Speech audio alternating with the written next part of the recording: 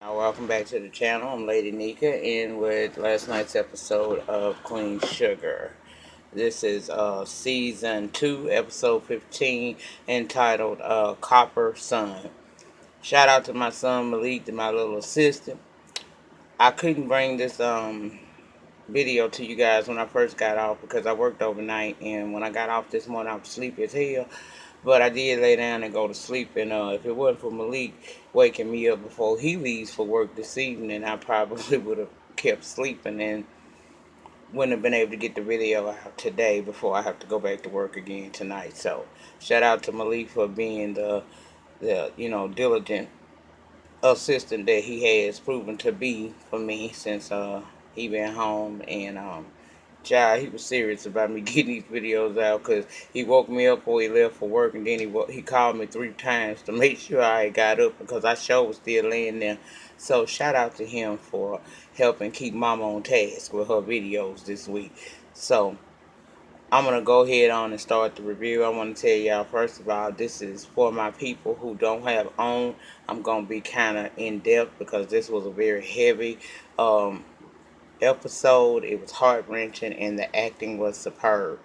But I do know that I got people who don't have the OWN network, so they don't get to see this. So I'm going to try to be as thorough as I possibly can to give y'all the best review possible. So we're going to take our time and we're going to get it done, okay? Next week, as you, for those of y'all that did watch and just watching the review here now, next week is the season finale, child.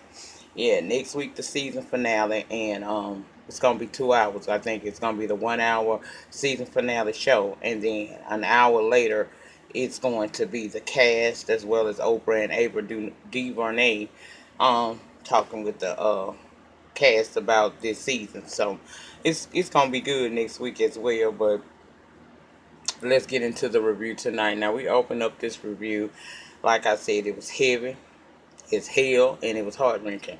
Charlie's sitting in her office talking with Remy, okay? And when one of the Landers come to see her, and he want to talk to her mill owner to mill owner, in other words, he don't want Remy in the room. Charlie had told him, look, if you got anything to say to me, you might as well say it now in front of Remy. And you could tell the guy was a bit nervous. He didn't really want to come out and say what he was trying to say to her. In fact, he was backpedaling like a motherfucker, just giving idle, unnecessary ass conversation.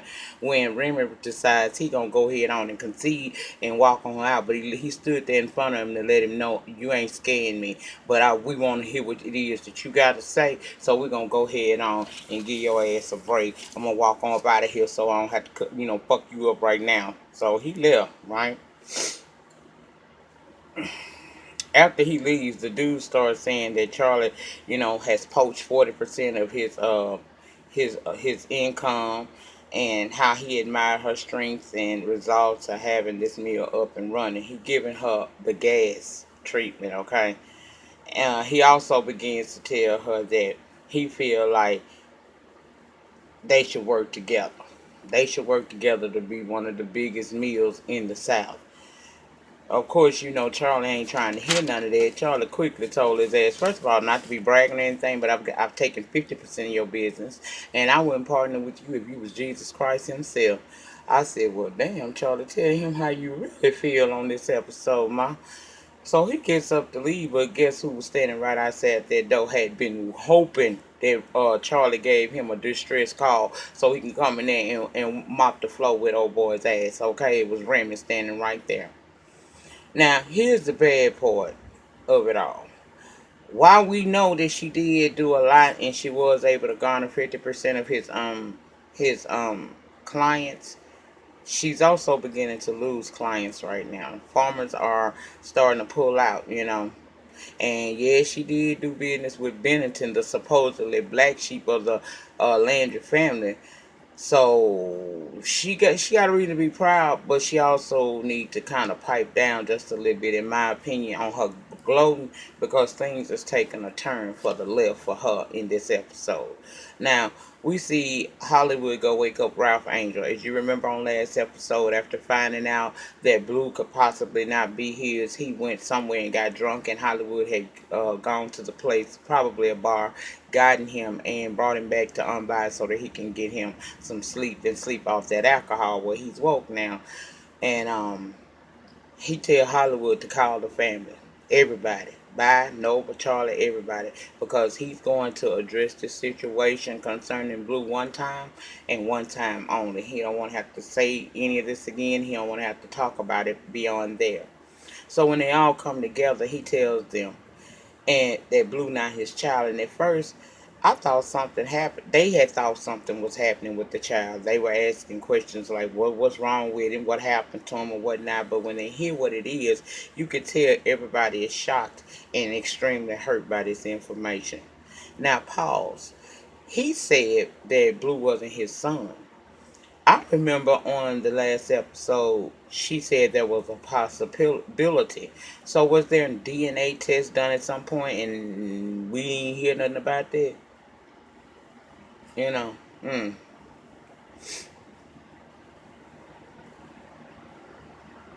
I knew when they was telling, when he told his family that at that point they weren't going to be feeling Darla no more. You know, they had all just welcomed Darla back into the fold. So I knew it was going to be some problem. Nova and Charlie is stunned and they mad. Vi, she angry, but she hurt. She go over there to hug Ralph Angel.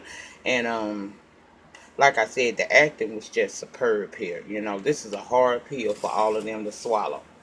Now, as I told y'all, this is harvest time. It's a lot more going on than just what Darla told Ralph Angel in regards to Blue's paternity. It's harvest time around them parts, and Ralph Angel, although sticking to the task at hand, you could see the hurt in him too. You know, because all his efforts was for Blue, and now he has to deal with finding out Blue is not his child. They open up the high yellow for the farmers to go and come in and get them a good meal before heading out to harvest the land, right? And Ralph Angel took a real leadership role, in my opinion, in this episode because he stood up and did a speech thanking everyone. And I can honestly say that I saw real growth in Ralph Angel in this moment. Now everybody dealing with the news about Blue, but Aunt Vi said that that's still her baby and ain't nothing gonna change. And I said I hope everybody else has that same feeling, cause Blue is the hope for the future. Okay. Now at the house, Darla is moving her stuff out. She going to stay with her sponsor a while. To allow Ralph Angel to do what he got to do and to give him some time. Hollywood comes and she asks him about someone picking up Blue after school because by Ralph Angel normally does it, but he's not gonna, he ain't doing it right now. Plus, it's harvesting time, so he said he and Vi will pick up the kids, and he kind of asked her, "Look, why didn't you just keep that news to yourself? What you just told everybody?" And she told him it wouldn't have been right. And I applaud her on that. Even though it was a tough pill to swallow, I think it would have been doubly hard if she would have kept that secret and it came out later. So I give her props for coming through and telling the truth, before he married her and they go on with life like this ain't something she's hiding, right? She tried to tell Hollywood that everything is still the same, ain't nothing changed. And I have to agree with Hollywood like that. What he told her, he said, even you know better than that, darling.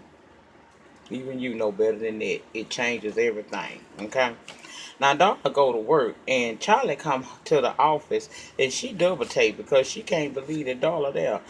Darla knew Charlie already knew by the way she was looking, and she began to apologize. But see, Charlie not feeling that apology because, girl, you lied to us for almost 7 years. Darla said it wasn't quite like that. She said she dedicated to her job, she loved her family, and she needs to be there. I think she was saying she needs her job for more than just the financial reasons. She needs this job to help her stay sober right now. Because the walls of Gibraltar is coming down around her ass right now. Okay?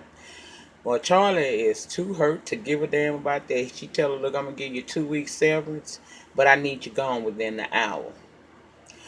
Darla girl, you should have seen this coming. The hurt is very deep right now, and I'm hoping that you don't relapse because doors are closing around you. But you had to have known when you told the family, this family, as close knit as this family is, that it was gonna cause some backlash on you.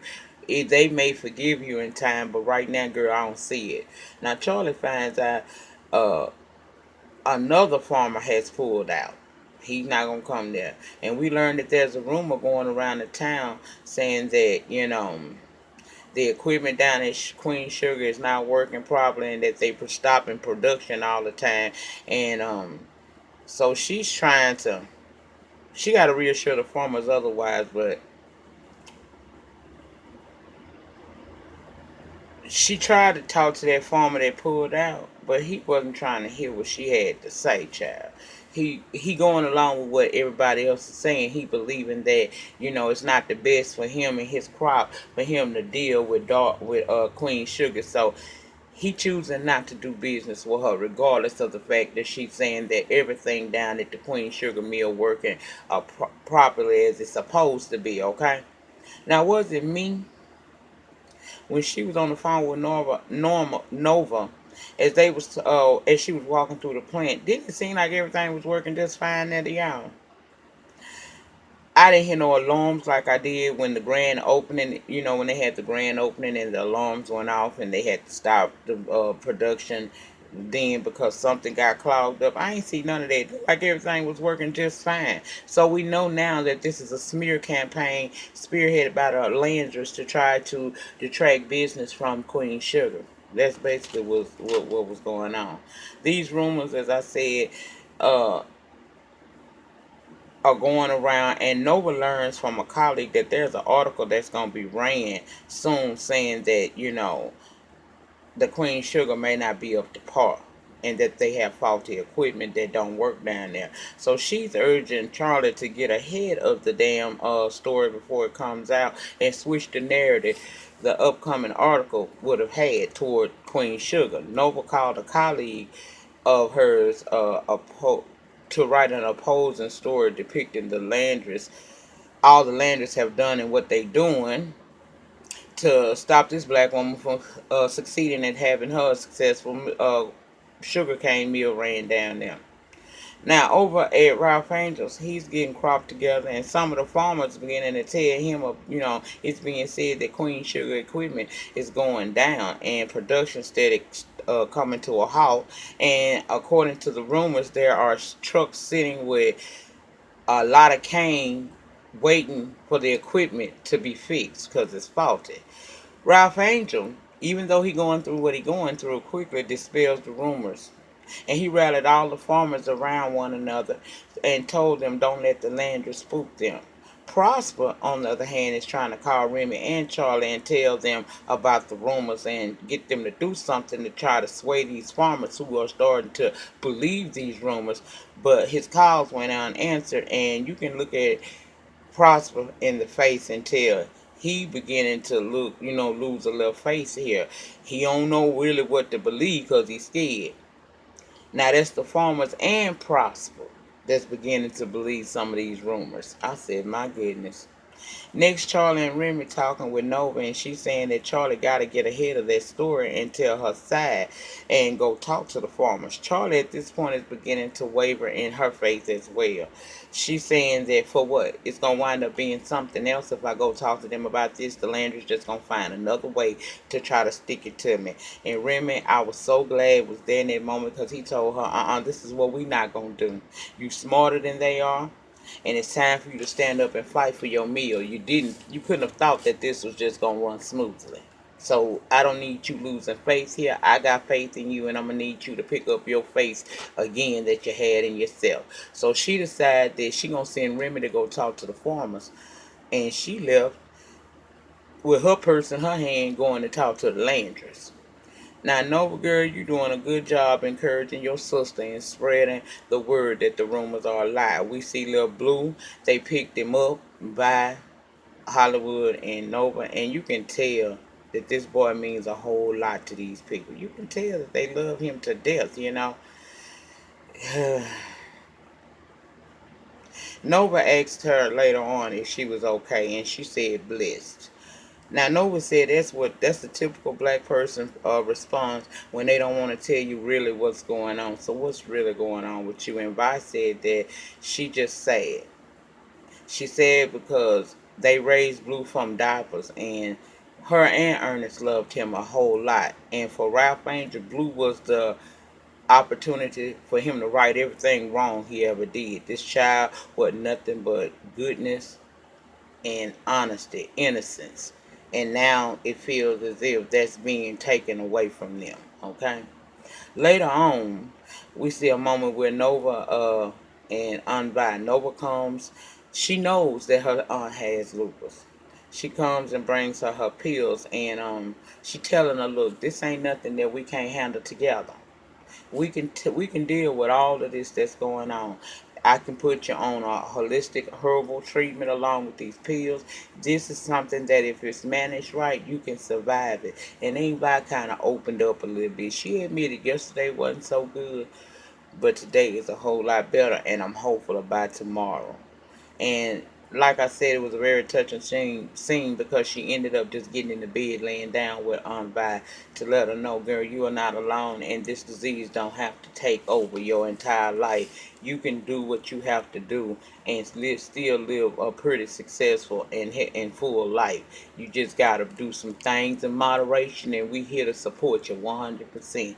And I said, considering what they're saying she got, which is lupus, that's exactly what the hell she needs, and she needs to hear that she is loved and not looked at differently because of that disease. Okay.